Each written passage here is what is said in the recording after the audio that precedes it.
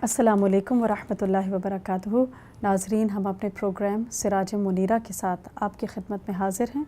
जैसा कि आप जानते हैं कि इस प्रोग्राम में हम अल्लाह के रसूल सल्लल्लाहु अलैहि वसल्लम की सीरत मुबारका के बारे में जानते हैं और उनसे सीखने की कोशिश करते हैं। तो बात यह है कि आप तमाम अम्बिया अलैहिमुस्सलाम के सरदार हैं और आपकी अज़मत का अंदाज़ा इस बात से होता है कि आपको दी गई शरीयत का कुछ हिस्सा आसमानों पर फ़र्ज़ किया गया।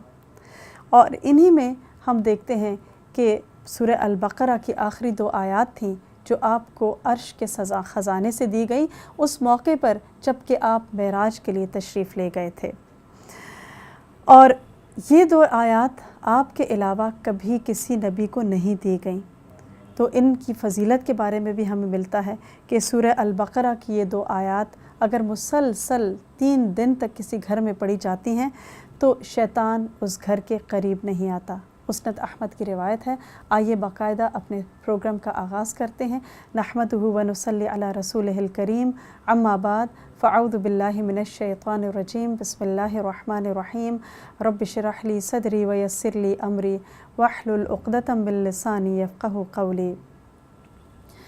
नाज़रीन, पिछले प्रोग्राम में हमने बात की थी कि मुसलमान जब मदीना पहुँचे तो बहुत सारे मसाइल थे जो दरपेश थे और अल्लाह के रसूल सल्लल्लाहु अलैहि वसल्लम ने एक एक कर उनका बेहतरीन हल लोगों को फ़राहम किया और अपनी बेहतरीन तदबीर के साथ।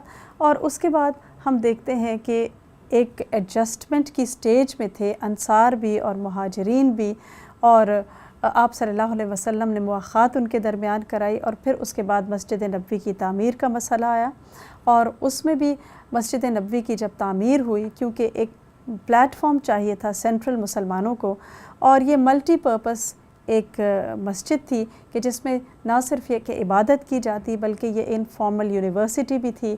इसके साथ साथ एक तरह से ये कोर्ट का भी काम करती थी, क्योंकि बहुत सारे मसाइल आते थे और उनका हल और उनके फ़ैसले यहाँ किए जाते थे।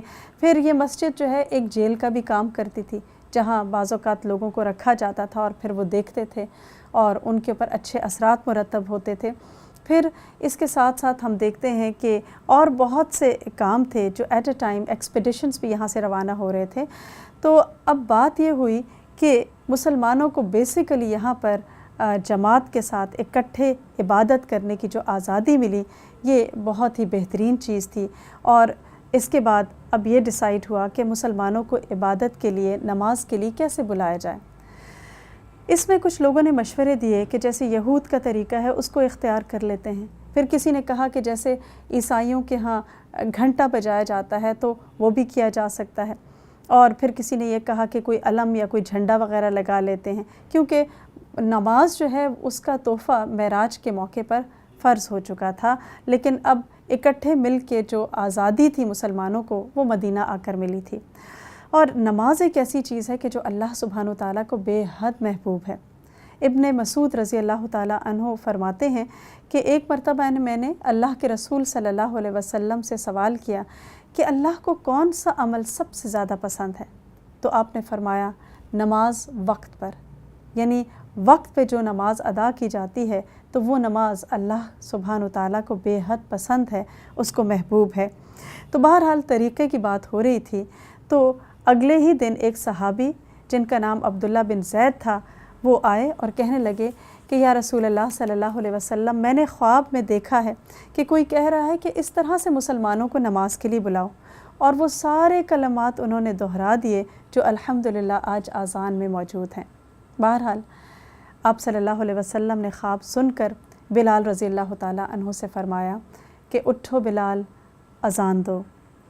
अब आप यहाँ देखिए कि एक हबशी ग़ुलाम को अल्लाह सुब्हान व तआला ने मुअज़्ज़िन रसूल सल्लल्लाहु अलैहि वसल्लम बना दिया। यानी क्या दर्जा और क्या एज़ाज़ था उनका। और इस्लाम की सबसे पहली आज़ान उन्होंने दी, उनको ये एज़ाज़ हासिल हुआ। और कहा जाता है कि वो इतनी मोहब्बत से आज़ान दिया करते थे और एक ऐसी तासीर होती थी कि लोग तड़प जाया करते थे और घरों से निकल आते थे اور خصوصاً جب اذان کے دوران وہ کہتے تھے کہ اشہد ان محمدً عبدہ و رسولہ، تو اپنا چہرہ محبت اور عقیدت سے اللہ کے رسول صلی اللہ علیہ وسلم کی طرف کر دیا کرتے تھے. یعنی بے حد محبت تھی اور ایک عجیب سی تاثیر تھی اور اثر تھی ان کی اذان میں. تو انہیں نہ صرف یہ کہ وہ مؤذن رسول بنے اور نہ صرف یہ کہ انہوں نے پہلی اذان دی مدینہ میں، بلکہ جب مکہ فتح ہوا تو ان کو اس وقت بھی یہ اعزاز حاصل ہوا کہ انہوں نے وہاں پر خانہ کعبہ میں اذان دی. تو یہ ہے وہ عزت جو اسلام انسان کو دیتا ہے. قرآن میں اللہ تعالیٰ فرماتے ہیں ان اکرمکم عند اللہ اتقاکم، کہ تم میں سب سے بہترین، تم میں سب سے زیادہ عزت والا، تم میں سب سے زیادہ عزت والا اللہ کے نزدیک وہ ہے کہ جو تم میں سب سے زیادہ پرہیزگار ہے، متقی ہے. کیونکہ جہاں تک رنگ، مال، نسل کی بات آتی ہے تو یہ ساری چیزیں اللہ کے نزدیک کوئی حیثیت نہیں رکھتی، کیونکہ یہ سب تو اللہ نے خود انسان کو عطا کی. اللہ سبحانہ و تعالیٰ جو چیز دیکھتے ہیں وہ انسانوں کے دل ہیں، کہ ان کے دلوں میں کتنی اللہ اور اس کے رسول صلی اللہ علیہ وسلم کی محبت ہے. تو بلال رضی اللہ تعالیٰ عنہ کے دل میں آپ کی محبت کا ایک سمندر تھا، آپ کو دیکھ دیکھ کر جیتے تھے. اور آپ صلی اللہ علیہ وسلم بھی اذان کے وقت بڑی محبت سے کہا کرتے تھے کہ بلال ہمیں نماز کے ساتھ راحت پر پہنچاؤ، یعنی اٹھو اور اذان دو. آپ صلی اللہ علیہ وسلم جب اس دنیا سے چلے گئے تو بلال رضی اللہ تعالیٰ عنہ نے اذان ہی دینا چھوڑ دی، اور پھر اس کے بعد ان کا دل نہیں لگتا تھا مدینہ میں، آپ کی یاد ان کو تڑپاتی تھی، ستاتی تھی، تو وہ پھر اس کے بعد دمشق میں شفٹ ہو گئے تھے. کہا جاتا ہے کہ ایک مرتبہ مدینہ تشریف لائے تو نواسہ رسول سیدنا حسین رضی اللہ تعالیٰ عنہ نے ان سے ریکویسٹ کی کہ آپ اذان دیجئے، اور کہتے ہیں کہ وہ اس ریکویسٹ کو ریفیوز نہ کر سکے، اور جس تڑپ سے انہوں نے اذان دی، اور جو ایک رقت تھی اور ایک خاص تاثیر تھی کہ لوگ زارو قطار رونا شروع ہو گئے، کیونکہ انہیں اللہ کے رسول صلی اللہ علیہ وسلم کا زمانہ یاد آ گیا تھا. بہرحال ادھر بلال رضی اللہ تعالیٰ عنہ کی اذان کی آواز بلند ہوئی، ادھر سے عمر رضی اللہ تعالیٰ عنہ اپنی چادر گھسیٹتے ہوئے بھاگ بھاگ کے مسجد پر تشریف لائے، اور آپ سے فرمایا کہ اے اللہ کے رسول صلی اللہ علیہ وسلم، بالکل یہی کلمات میں نے اپنے خواب میں سنے ہیں. تو گویا ایک صحابی کے خواب کی تائید یعنی کنفرمیشن دوسرے صحابی کے خواب سے ہو جاتی ہے. اور الحمدللہ یہی وہ کلمات ہیں کہ جو 5 وقت پوری دنیا میں اذان کے گونجتے ہیں نماز سے پہلے.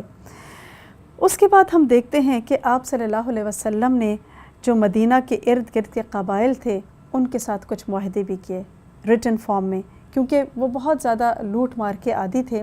تو اس سے یہ بات پتہ چلتی ہے کہ احادیث جو ہیں وہ آپ صلی اللہ علیہ وسلم کی زندگی میں لکھی گئیں.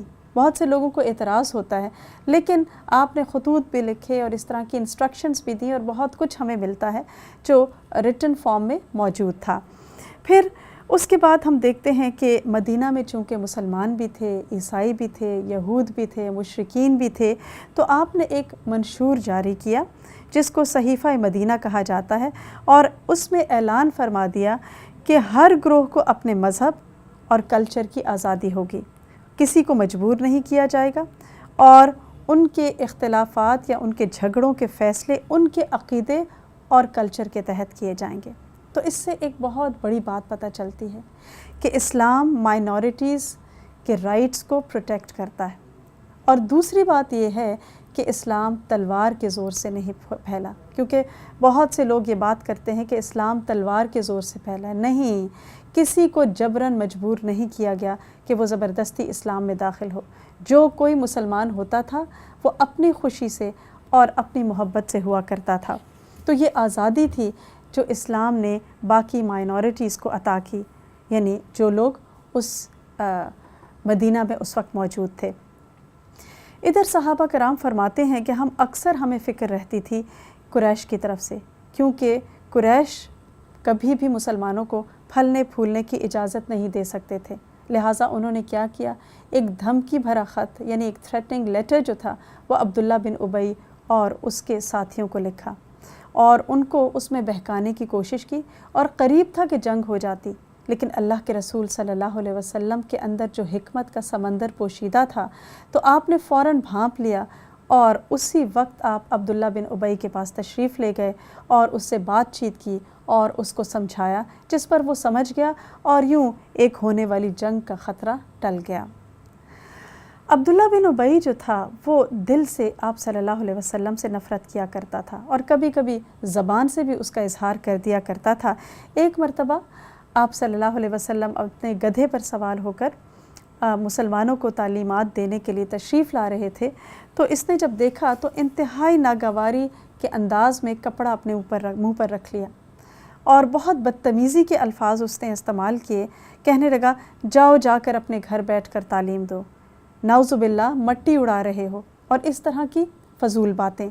لیکن آپ صلی اللہ علیہ وسلم نے ان لوگوں سے چھیڑ چھاڑ کرنا مناسب نہ سمجھی، گو کہ آپ ان کی ساری حرکات سے واقف تھے، لیکن اس کے باوجود اس وقت مصلحت کا یہ تقاضا تھا کہ یہ لوگ جو ارد گرد رہ رہے ہیں ان کے ساتھ امن کے ساتھ رہا جائے، اور پھر مسلمان جو ہیں اتنے زیادہ مضبوط ابھی نہیں ہوئے تھے۔ تو اس طرح آپ نے صبر، ٹالرنس اور برداشت سے کام لیا، اور پوری زندگی آپ کا یہ طریقہ کار رہا کہ آپ کوئی بھی قدم وقت سے پہلے نہیں اٹھایا کرتے تھے، اور اس کے ثمرات ہمارے سامنے ہیں۔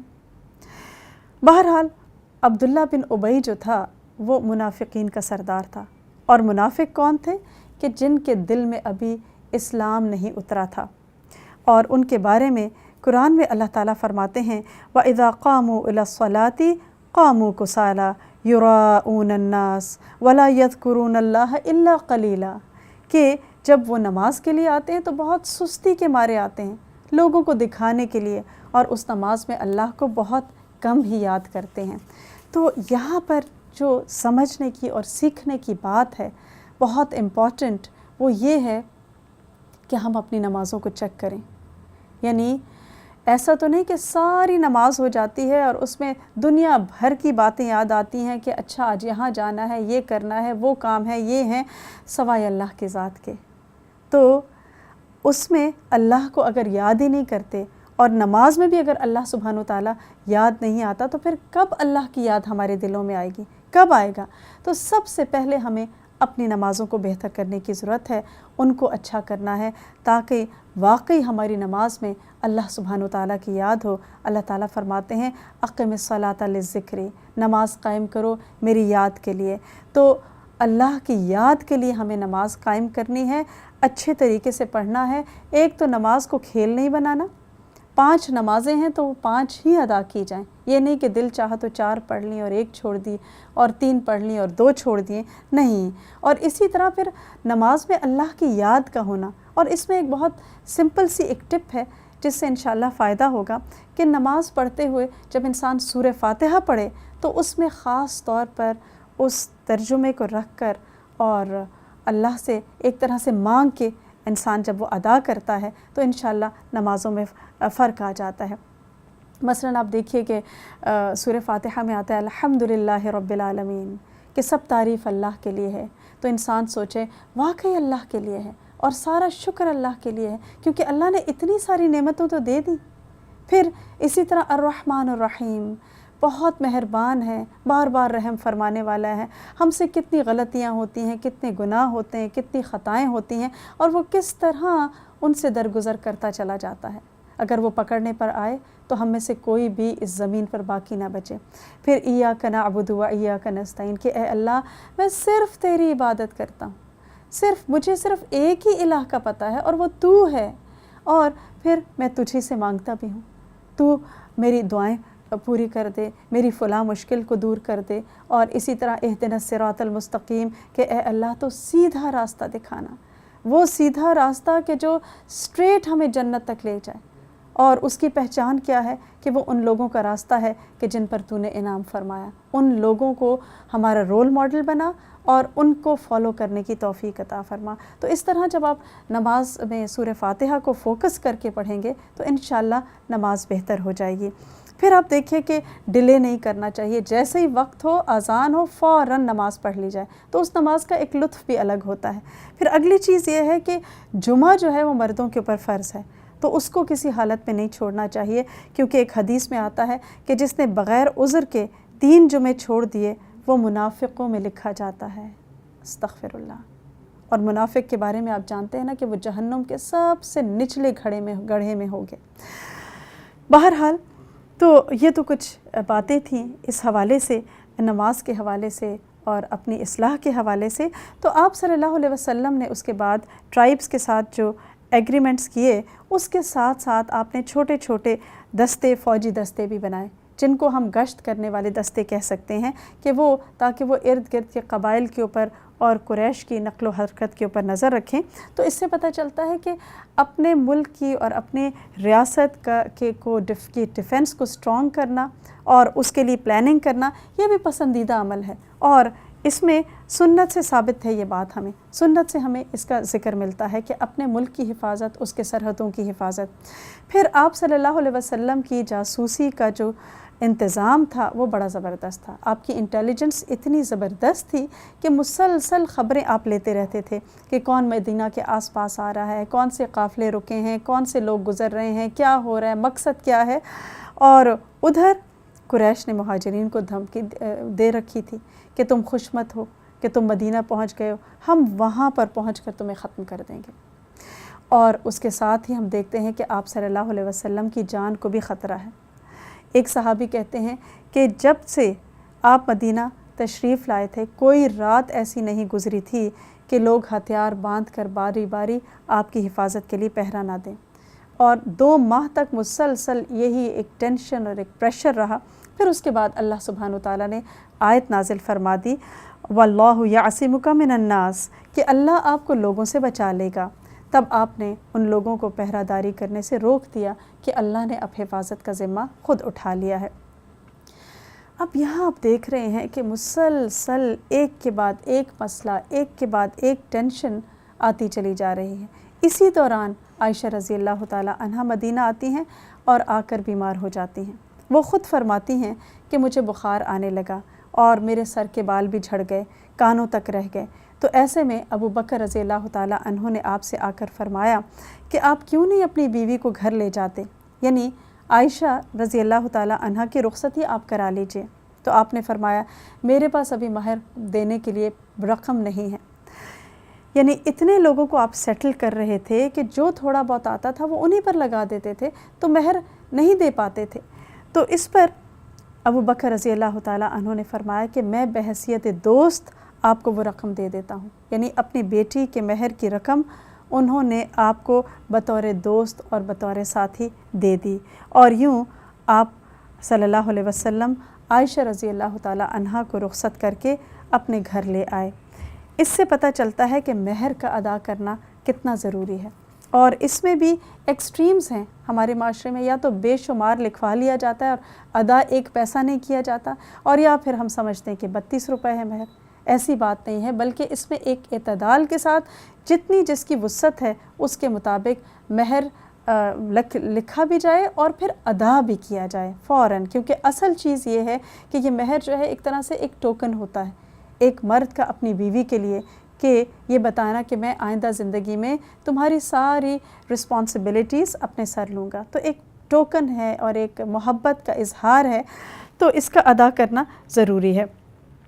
پھر ہم دیکھتے ہیں کہ عائشہ رضی اللہ تعالیٰ عنہ جب رخصت ہو کر آتی ہیں تو یہ گھر مسجد نبوی کے ساتھ ساتھ کچھ حجرے تھے جو بنے ہوئے تھے، اور وہ فرماتی ہیں کہ یہ کچھ ہاتھ لمبے اور کچھ ہاتھ چوڑے کمرے تھے، اور ایک ایک کمرہ ایک ایک بیوی کا گھر ہوتا تھا، یعنی ازواج مطہرات، آج کی طرح نہیں کہ بہت سارے کمرے ہوں، نہیں، ایک ہی کمرہ تھا اور وہی گھر ہوتا تھا۔ اور اس وقت تک آپ کے حرم میں آپ کے پاس سودا رضی اللہ تعالیٰ عنہا تھیں، تو ان کا ایک حجرہ تھا، اور آپ کی 2 بیٹیاں اس وقت آپ کے ساتھ تھیں چھوٹی، سیدہ فاطمہ رضی اللہ تعالیٰ عنہا اور سیدہ کلثوم رضی اللہ تعالیٰ عنہا۔ بڑی 2 بیٹیاں جو تھیں وہ بیاہی ہوئی تھیں، سیدہ زینب رضی اللہ تعالیٰ عنہا جو تھیں وہ مکہ معظمہ ہی میں رہ گئی تھیں، اور سیدہ رقیہ رضی اللہ تعالیٰ عنہا کی شادی عثمان بن عفان رضی اللہ تعالیٰ عنہ سے ہو چکی تھی۔ ادھر ام المومنین سیدہ عائشہ رضی اللہ تعالیٰ عنہا کی رخصتی ہجرت کے پہلے سال ہوئی، اور اللہ کے رسول صلی اللہ علیہ وسلم کی دلہن کی رخصتی انتہائی سادگی سے، بلا تکلف اور بغیر کسی نبود و نمائش کے ہو گئی تھی۔ عائشہ رضی اللہ تعالی عنہ فرماتی ہیں کہ میں اپنی سہیلیوں کے ساتھ جھولا جھول رہی تھی کہ میری والدہ ام رومان نے آواز دی۔ میں فوراً گئی اور اچانک جانے سے میری سانس پھول رہی تھی۔ کہتی کہ میری والدہ نے ہاتھ پکڑ کر مجھے بلایا اور پھر میرا منہ ہاتھ دھلوایا، بال بنائے اور پھر اس کمرے میں لے گئیں کہ جہاں انصار کی عورتیں بیٹھی ہوئی تھیں۔ انہوں نے دلہن کا استقبال کیا۔ کچھ دیر کے بعد اللہ کے رسول صلی اللہ علیہ وسلم تشریف لائے اور ان عورتوں نے مجھے آپ کے سپرد کر دیا۔ شادی کے وقت اللہ کے رسول صلی اللہ علیہ وسلم کی مہمان نوازی کرنے کے لیے سوائے دودھ کے ایک پیالے کے کچھ بھی نہ تھا، اور وہ بھی سعد رضی اللہ تعالی عنہ کی طرف سے ایک ہدیہ میں وہ آیا تھا۔ آپ نے تھوڑا سا پیا اور پھر اپنی دلہن کی طرف بڑھا دیا۔ عائشہ رضی اللہ تعالی عنہ شرمانے لگیں۔ تب ایک خاتون اسماء بنت یزید رضی اللہ تعالی عنہ نے کہا کہ رسول اللہ کا تبرک واپس نہ کرنا، تو انہوں نے شرماتے ہوئے پیالہ پکڑ کر دودھ پیا، تو آپ نے فرمایا عائشہ اپنی سہیلیوں کو بھی دو۔ ام المومنین عائشہ رضی اللہ تعالی عنہ کو یہ اعزاز بھی حاصل ہے کہ انہیں جنت میں بھی آپ کی زوجہ ہونے کا شرف حاصل ہوگا۔ ایک حدیث میں رسول اللہ صلی اللہ علیہ وسلم نے فرمایا کہ عائشہ جنت میں بھی میری بیوی ہوں گی۔ تو اس طرح سے ہم دیکھتے ہیں کہ ایک طرف ایڈمنسٹریٹو کام بھی چل رہے ہیں اور باقی کفار جو ہیں اور جو دشمن ہیں ان کے خطرے کے لیے بھی کچھ نہ کچھ اقدامات کیے جا رہے ہیں، اور دوسری طرف آپ صلی اللہ علیہ وسلم کی پرسنل لائف میں بھی کچھ نہ کچھ چل ہی رہا ہے، اور شادی بیاہ اور ایک نارمل جو ہے چیز وہ بھی ساتھ ساتھ چل رہی ہے۔ اس سے ایک بہت اہم بات پتہ چلتی ہے کہ ہمارے ہاں جب کوئی ایسی ایمرجنسی کی سچویشن ہوتی ہے تو سب کچھ ختم ہو جاتا ہے، تو یہاں ہم دیکھتے ہیں مدینہ کی اسٹیٹ میں کہ نیچرل وے میں ایمرجنسیز بھی چل رہی ہیں اور ساتھ ساتھ دنیا کے باقی کام جو ہیں وہ بھی ہو رہے ہیں۔ آگے بھی انشاءاللہ ہم اس کو دیکھیں گے اور اس پر بات کریں گے۔ تو ادھر قریش کو بڑی فکر ہوئی اور وہ مسلمانوں کے خلاف سازشیں کر رہے تھے اور ان کو سمجھ نہیں آ رہی تھی کہ کیا کریں، تو ایسے میں آپ صلی اللہ علیہ وسلم نے ان کو سمجھانے کا ایک انڈائریکٹ طریقہ اختیار کیا کہ مسلمانوں کی مخالفت چھوڑ دو ورنہ تمہاری تجارت تباہ ہو جائے گی۔ وہ کس طرح کہ جو قریش کا جو ٹریڈ روٹ تھا جو شام کی طرف جاتا تھا وہ مدینہ کے قریب سے ہو کر گزرتا تھا وہ راستہ، اور آپ صلی اللہ علیہ وسلم نے فوجی دستے بھیجے تو قریش کو فکر ہوئی کہ مسلمان ہمارے تجارتی قافلوں پر حملہ نہ کر دے، کیونکہ ان کی تو زندگی کا سارا دار و مدار ہی تجارت پر تھا اور اکانومی جو تھی اور ہر چیز اس پر بیس کرتی تھی، تو یہ ایک بہت بڑا تھریٹ تھا اب ان کے لیے۔ تو انڈائریکٹلی ایک میسج دیا جا رہا تھا کہ تم مسلمانوں کو امن سے رہنے دو تاکہ وہ اپنا دین پھیلا سکیں تو تمہاری تجارت بھی محفوظ ہوگی۔ اب قریش نے ایک اور کام کیا اور مسلمانوں کو آفیشلی خانہ کعبہ آنے سے بین کر دیا۔ ابراہیم علیہ السلام نے جب سے خانہ کعبہ کی تعمیر کی تھی، تاریخ اس بات کی گواہ تھی کہ کسی کو بھی اس گھر کی زیارت سے روکا نہیں گیا، لیکن قریش نے ساری روایات سے ہٹ کر یہ قدم اٹھا لیا۔ تو یہاں پر ہم ایک چھوٹی سی بریک لیتے ہیں اور اس کے بعد جب ہم دوبارہ آئیں گے تو مزید اس کے اوپر بات کریں گے۔